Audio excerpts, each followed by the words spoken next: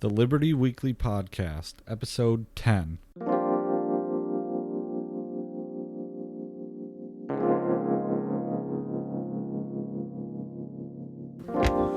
the normalization of political violence against the right.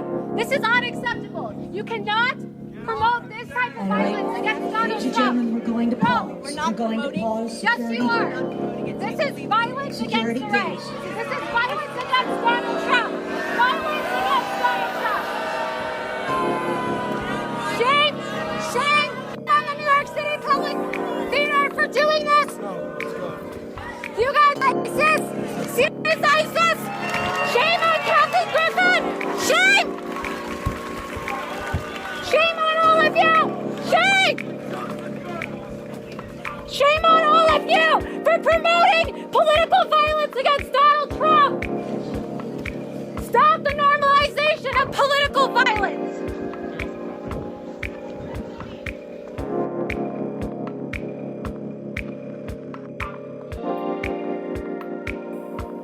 Hello, everyone, and welcome back to another episode of the Liberty Weekly Podcast. I am your host, Pat McFarlane, and unfortunately, I just subjected you to the very, very cringeworthy audio of the rebel media activists storming the stage at a play in, I think it was the New York Public Theater, if you just heard it, so you know, but it was a play in which Donald Trump was being depicted as Caesar, and he was being stabbed obviously in the play Julius Caesar. So Jerry and I did this thing. We recorded this episode last night where we just started talking about it, and then we turned the mics on and forgot to record an intro. So I'm introducing the podcast here, and what you're going to hear next is the results of our conversation from last night. So I hope you enjoyed the episode. Here it is. So this is something that many libertarians do, many anarchists do, but they spend a lot of time criticizing the left, and at least recently, not a lot of time criticizing people on the right. And today, we are going to be criticizing the right because these fools at the rebel media, or at least who work for rebel media, recently interrupted a play of Caesar, and I believe it took place in New York. And in that play, Caesar is kind of represented as Trump. He's got like a Trump-like appearance, and so in a sense, it's kind of like an effigy of him. And after Caesar's murdered in the play, I apologize, I don't know their names, but two people who are associated with rebel media, I believe at least one of them works for them, one of them runs on stage, and then another one starts shouting from the crowd, and they talking about how this promotes violence and how this is a bad thing and it shouldn't be happening. And it actually happened again recently. I just saw an article. So it has happened twice now. And this is tactics that we usually see from people on the left trying to disrupt the speech and, the expression of people on the right. And it's really unfortunate that now people are using this strategy on the right because I think it undermines a lot of the talking points that people make on the right about how a lot of people will, and this is something that I do, will point to the tactics used by the left in order to show that they're morally bankrupt. And now that the people who would believe me to be on the right, who I'm not, but the people that I would probably be arguing with about this sort of thing would now be like, but look at these, Canadian fools who are also doing these things to disrupt speech. They're just as bad as people on the left, and it's really unfortunate that is the case. And yeah, these people shouldn't have done that. You should feel bad for yourself, and I really hope that the rebel media is actually asking for donations to the legal fund for the woman who got arrested for running up onto stage to disrupt the play. I really hope they don't turn a profit from this. That would be really bad and incentivize them. But I was legitimately surprised. Like Mike Cernovich I think he was saying that he would give out like $1,000 per person who would disrupt these plays. And it's like, you guys talk about free speech being so important, or like ideas being like the ability of ideas being expressed being so important, and now you are literally doing the opposite. You're literally disrupting someone else's piece of expression, and it's incredibly hypocritical, and you should feel ashamed for yourself. Jerry with the moral condemnation here. Yeah. No, I totally agree. And I think, not to name names, but Justin Raimondo from antiwar.com, him and Tom Woods got into it over Twitter, and I'm trying to pull it up right now. Mm-hmm. Do they have Twitter beef? They usually get along, I think. I mean, I know that Justin Raimondo's more on the right, or he was a Trump supporter. Mm-hmm. But he's anti-war, which is, I don't know. I think he's probably condemned Trump for that, but yeah, it was disappointing that, that was something that a lot of people were, something that I was generally hoping for, is that Trump would actually be anti-war, less hawkish than the main, like what Obama and Hillary would have been, and what Bush was, but seems like that's not going to be the case. Yeah, and I bet that Tom Woods is going to do an episode on this. He had a post about it. He had an email. Did he? Yeah. And something that's important is something interesting is that the same thing was done 4 years ago, either 4 or 8 years ago, with Barack Obama, where there was a Caesar play with an effigy of Barack Obama. But the thing is that, like, Caesar is not glorifying regicide. It's really about, like, the regret of murder. Like, it's like when Caesar is, like, it's not something that is portrayed positively within Caesar. Yeah. It's not glorifying. Yeah, you're right. Yeah. It's kind of like, you can compare it to, this doesn't apply to every video game, but people make the argument, like, because you can do something in a game means it's being promoted. So it would be like saying that Spec Ops: The Line promotes violence and militarism because you are a violent and militaristic person in it. Anyone who's played Spec Ops: The Line knows that it's extremely critical of those things. Yeah. I don't know how much this idea is talked about or is pervasive on the right or within the actors who have disrupted this play, but it's something that for sure is present within what I've been calling, like, the alt left or the far left, and it's this idea that there's no bad tactics, only bad targets, and that's something that is a very dangerous idea, and it's a very good way to discredit yourself, I think, as well, because there absolutely are bad tactics. There are things that you can do that will make the people that you stand for look extremely foolish. And I think this is one of them. I think that, doxing people online that have done nonviolent things is another way to discredit the movement you're from. It's not something, doxing isn't something that's violent, but it's something that it's intended to harass. And I don't think that's something that should be done to people who, haven't violated the non-aggression principle in any way. On the other hand, I think doxing, I don't recall his name, but the person who was the bike lock guy at Berkeley, him being doxxed, like, I thought that was an incredible moment, and I think that's absolutely fantastic that it happened, but that's a different situation. That was someone who was violent. The NAP. Violated the NAP, yeah. And without the help of people online, scouring through images, he probably wouldn't have been arrested.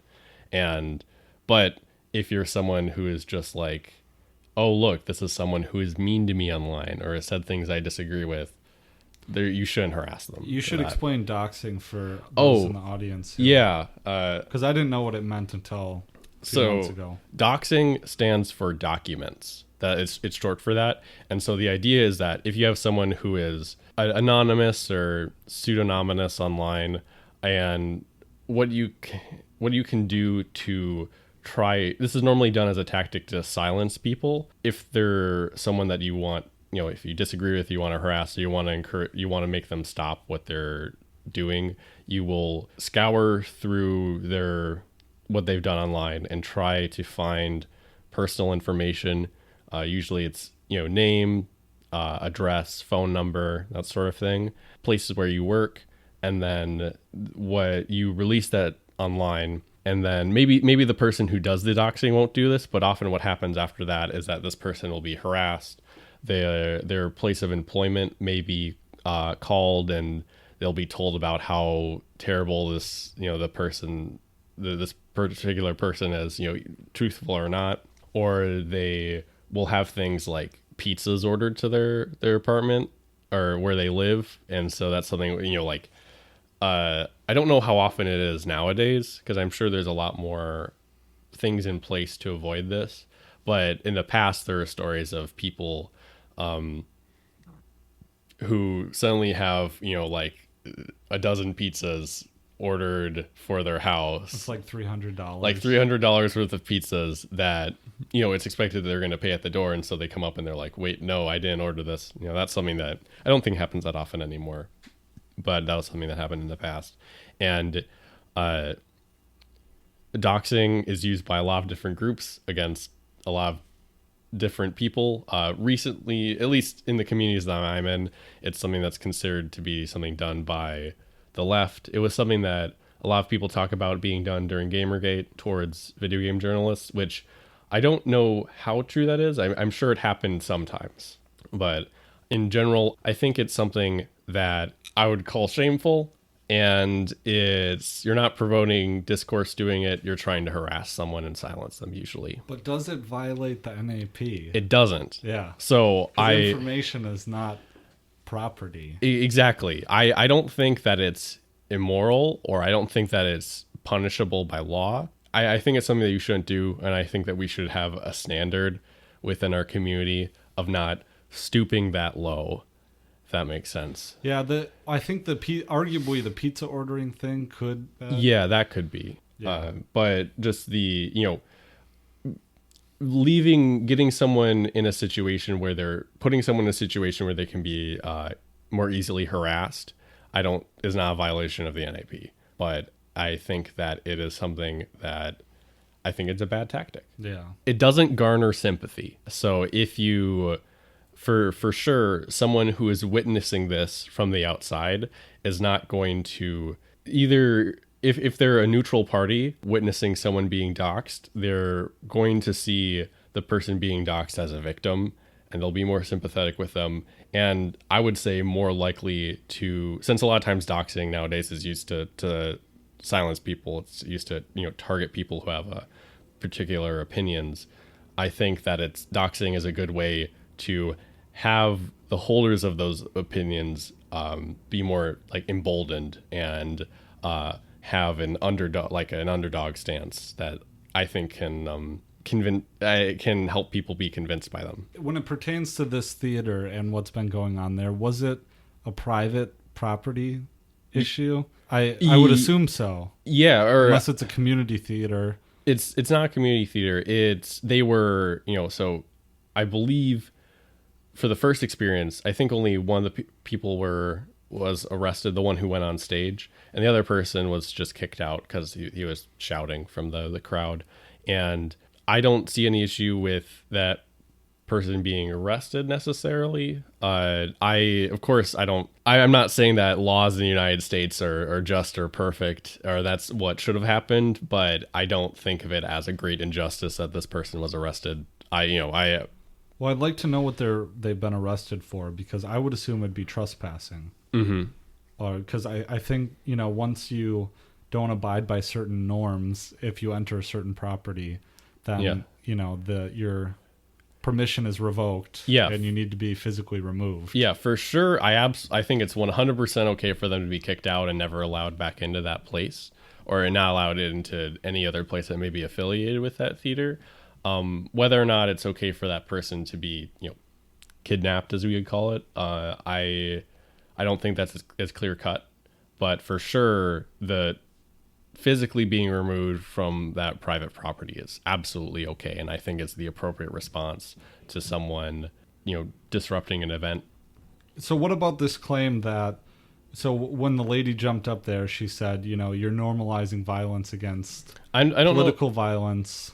I don't know if normalizing is exactly the right term, but she said, "Stop the normalization of political violence against the right. This is unacceptable." That's what it is.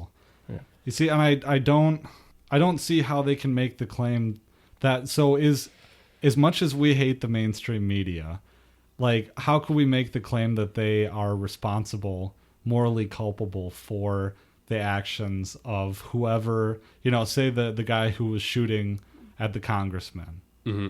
Absolutely not. What kind of leftist argument is that? Exactly. Or I would say collectivist, maybe. Well, even. Collectivist, yeah. Yeah, where it's, because it's the individual who did it. Speaking of, this is something that really bothered me that I saw a couple days ago. It was, I didn't watch the entire video, but it was a video that Mike Cernovich did talking about the Portland stabber, the person who stabbed three people in Portland, and talking about how the people who were responsible for this was the Portland police, who didn't because apparently the Jeremy Christian, who had been reported to police before as being someone who's unstable and potentially violent, and they did nothing about it, and therefore, according to him, the police were the ones who were responsible. Like the blood of these people were on the police's hands. And I'm like, absolutely not. The blood of these people are on Jeremy Christian's hand and no one else, because he literally stabbed them. And the fact that the police didn't do anything beforehand, before he was violent, that has nothing to do with this.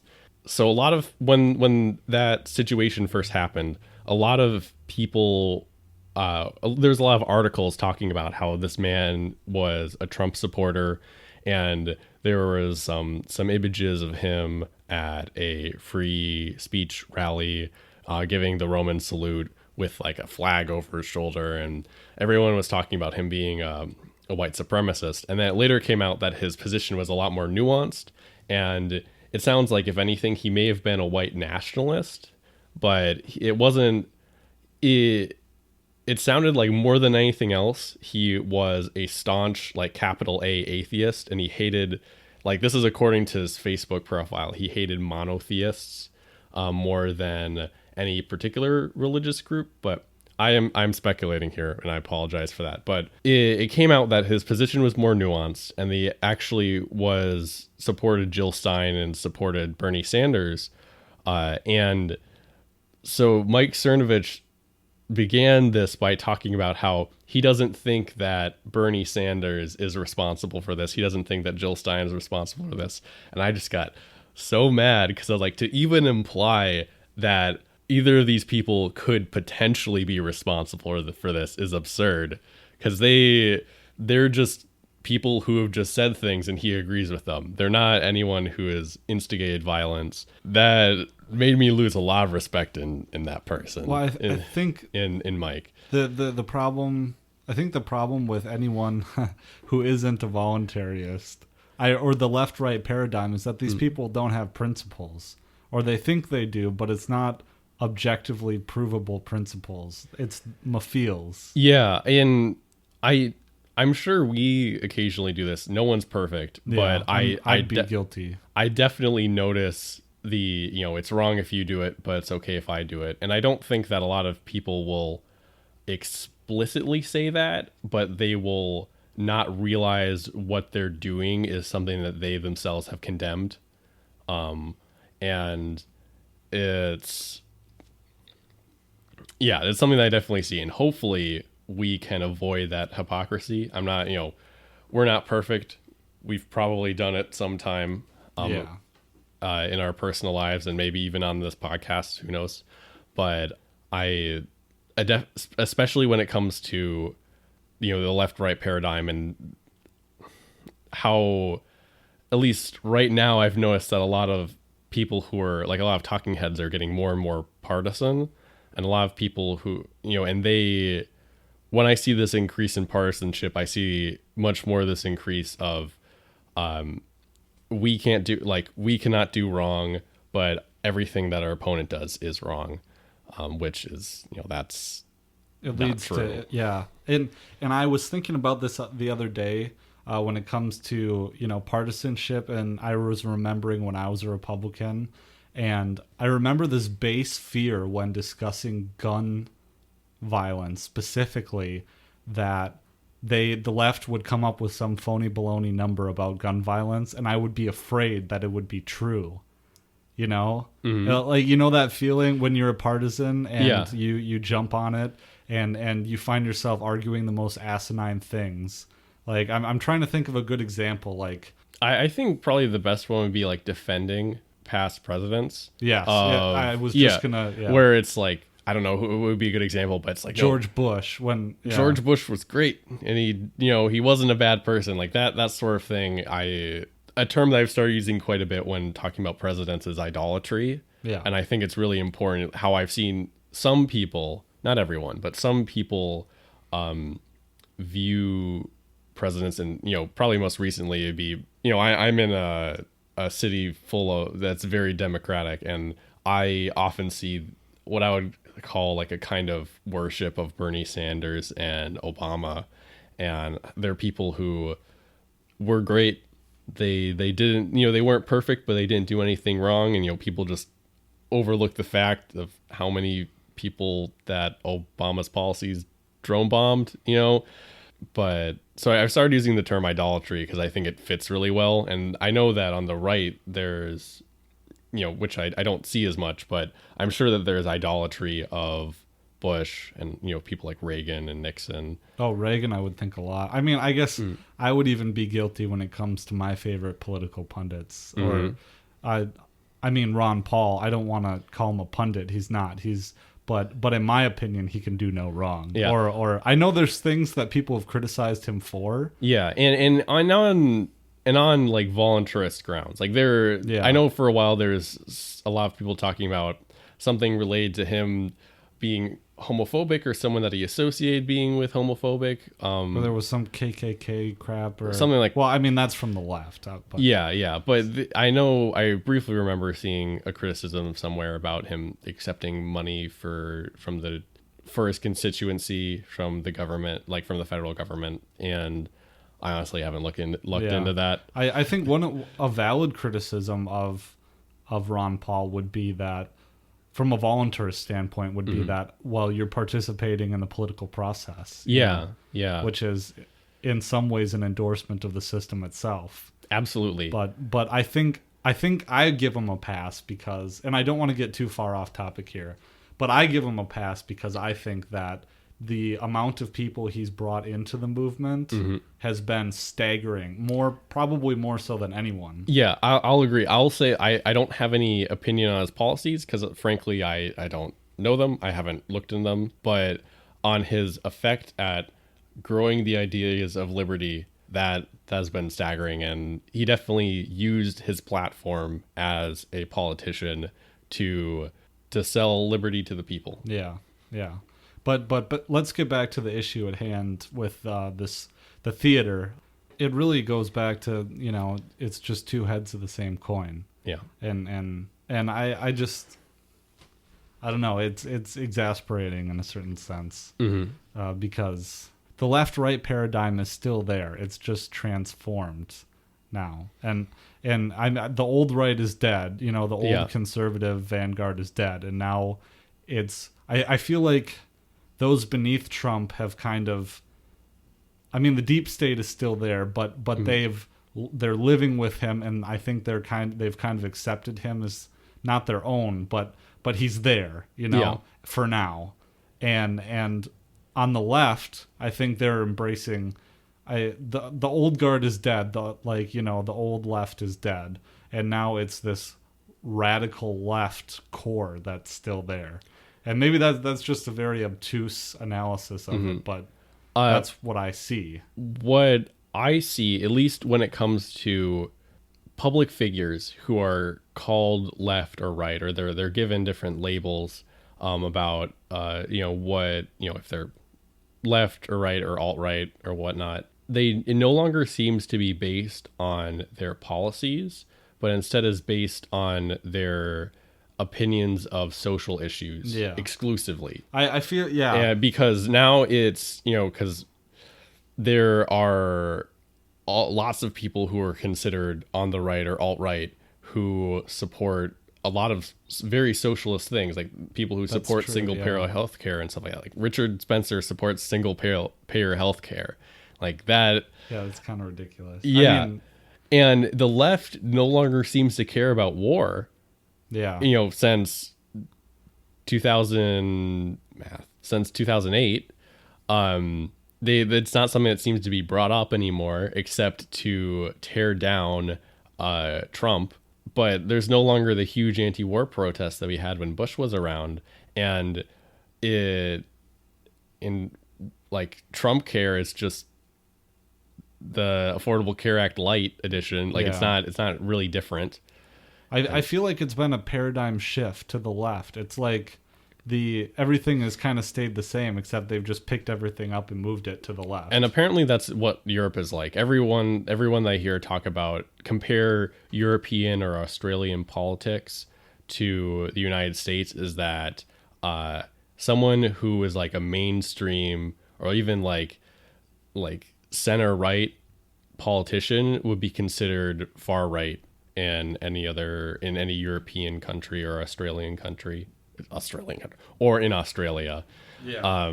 Which, I mean, maybe we're moving that way, which is, It wouldn't surprise me. it wouldn't surprise. I don't know to say if that's a good or a bad thing, because I don't consider rightism to be better than leftism. But it would be nice to see if they were competing over less. I don't know where I'm going with this. Yeah, I'm more privy to the right. My feels. I feel, yeah. I'm definitely more sympathetic to the right. I don't know if that's, but I think that may just be a personal prejudice. I don't know if it's because the right is genuinely better for liberty or not. Because I think the traditionalism for me is, I'm privy to traditionalism. See, I'm not. Something that I think is interesting is that I consider there are some, I guess you call it, like, paleo conservatives see they view their policies, while they may be similar to ours, they're kind of from a very traditionalist perspective. They're like, this is how things should be, and things were better how policies used to be, and we should go back to that. While I'm seeing, especially, libertarianism, especially anarchism, as something radical and new. And, maybe that's because of my progressive roots, but I'm sure that there are libertarians that see liberty as something that's being returned to. And then that's how I would see it. And then there's people who see liberty as something that we have to go towards. And that's actually probably a really great way to tell someone if they're more on if they're historically on the left or the right before they became a libertarian, is how they view that. Because I think of, like my goal would be anarchism, and I don't see it as something that's something that ever has been. And so I don't see it as a return to something. Well, I know we might call them constitutionalists, would be seeking out the tradition of liberty within the United States.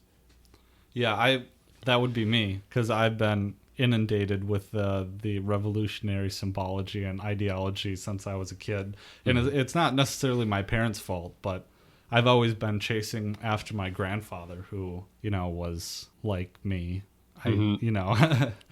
But so to come back to what we started with, I think it's really important to stress this idea of that there definitely are bad tactics. There may not be tactics that violate the NAP, but there are ones that are ineffective and give sympathy to your opponents, and will earn you universal scorn, perhaps. Exactly. Yeah. And I think that the shenanigans done at the Caesar play is a great example of that. And it's something that I hope that people who use our labels and express our ideas are wise enough not to employ those tactics. That's well said. Yeah, so I know that we don't do a whole bunch about the left and the right paradigm. It is one of the topics that we wanted to cover, but we'll briefly, as things come up, we'll address things like this. And I think this was important enough to discuss in trying to keep the movement focused. And I guess I wouldn't necessarily say that these people are in the same movement as us. But if they're being portrayed as being of our, they're tangentially related, and they're people. This is another thing that's absolutely absurd. But the name of free speech was drawn by people on the right to defend the actions of these two people who disrupted the play, which is absolutely absurd. Yeah. Well, maybe they flip flop. Because we had with the Federalist Society, which I'm a part of at my school, we had a speaker come in and he was talking about free speech, and he was saying that it was ironic because back in his day, in the 60s and 70s, it was the left that supported free speech. Oh, this is something that has been brought up quite often, but the people who supports free speech are the ones who are not in power. Yes, who exactly. are culturally not in power is how I've heard it described. And I don't think that people who are keeping up with the opinions of the mainstream, I don't think that they genuinely uphold the values of free speech or free expression. I think I think that when you're in an underdog position culturally, that it benefits you to want to have freedom of expression, and when you are in power culturally, then it's tempting and to want to stop the opinions from others of being spread. And I don't think that it's because the right or the left are inherently for or against freedom of expression. It's just their position and power that determines what they think. Because like I said, they don't have principles. They don't have a foundation of principles. And I guess it's easy for me to be an elitist in that sense, but I think it's true. Like we have solid principles that don't change. Yeah, I would agree. And one thing also I've noticed from this all the shenanigans right now is that there's this prophesying that we're on the edge of a civil war, which I don't buy. Not at all. And not at all. I mean, I guess I would, because war is so terrible, as we've discussed before, that I really don't think we're to that point, barring any major cataclysmic stock market crash or something like that. Yeah. I don't think we're at the point where people would literally take up arms against each other. Yeah, and like with like, if you want to look back to the Civil War, the situation, the stakes were significantly higher during the Civil War than they are any time since then. And the reason why I think secession happened during the Civil War was because it was in the South, it was a way of life that could be destroyed by having slavery ended. And it was in a sense. Well, not only that. Yeah. Not only slavery, but all these other. Yeah, no. I was just, it was a way of life, not it was a culture that was at threat, and a way of life which included slavery. It wasn't only that. And the tariff of abomination. Yeah. Yeah. Sorry, I didn't mean to jump on you. No. I mean, you know more about American political history than I do, and so I think of that's something that I compared to. Like, the stakes were significantly higher. Yeah. In the past, the last time that there was fighting amongst, there was war between us, and war didn't even necessarily have to happen if it wasn't for Lincoln becoming a tyrant, and not being willing to lose control over the southern half of the country. Because if Lincoln had, now we're getting really off topic. If Lincoln hadn't declared war on the South, there would not have been a civil war, and people would have, there would not have been a million. We would have had a significant it was a hundreds of thousands. Yeah. It was like a fraction of the U.S. population that died within the Civil War. Like it was, right? It was like a significant amount. It was a small fraction, but I mean, it was a lot of people. Yeah. But the way that Lincoln goaded the attack on Fort Sumter, because he refused to deoccupy it. And that would be an act of war, because he did everything he could to get them to fire the first shots. But I'll digress and just say that, at this point, when it comes to a civil war between the alt-right and the left, I think we are so fragmented right now, even within our states, but the internet has allowed these millions of communities to form, and we're not unified in the sense of North and South, and plus we're not unified politically, and so whatever it is would be an isolated battle between these two factions. If there is going to be a civil war, it'll be similar to what we've seen already, where it is two separate communities come to a battle, come to an event that they know will be a battleground, and they will fight it out there, and they will then disperse and then probably not interact with each other.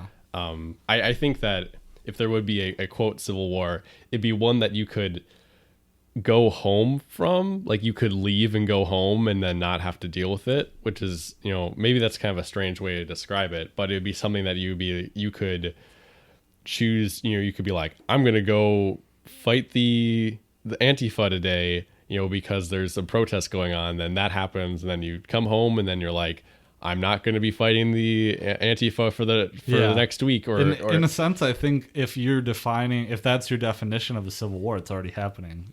Yeah, that's true. I don't think most people would define that as a civil war. But I mean, that's my point. Is that that's happening currently. Yes. And I think barring any kind of significant event like what I mentioned, financial collapse or war, a real war with a foreign nation. Maybe if the U.S. declares war, some of the states want to secede or some. I mean, that's super hopeful. It won't happen. Extremely hopeful. Yeah. But in the coming financial crisis, which I know I'm all about, maybe you not so as much in predicting, but my hope would be that the nation just fragments, like post Russia, balkanizes. Yeah. So, but I think this is a good ending point. We kind of came back to retouch on the whole alt-right versus Antifa far left kind of thing. Like, again, in closing, the same housekeeping things that we always mention here. Sign up for our email list to receive a free ebook called what, Jerry? Just Say No to Drug Prohibition. There you go. And if whatever you're hearing these sounds, please subscribe, rate, and review us. We really do appreciate it. That is how we get more listeners. And I'm glad to say that everything's going pretty well. By the time you're hearing this audio, I'll be on vacation in Canada. Yeah. All right. So shout out to all you Canadians out there. I love you. I love hockey. And I'm sad you live in a socialist utopia. So thanks again for tuning in, and we'll catch you next time. Thank you.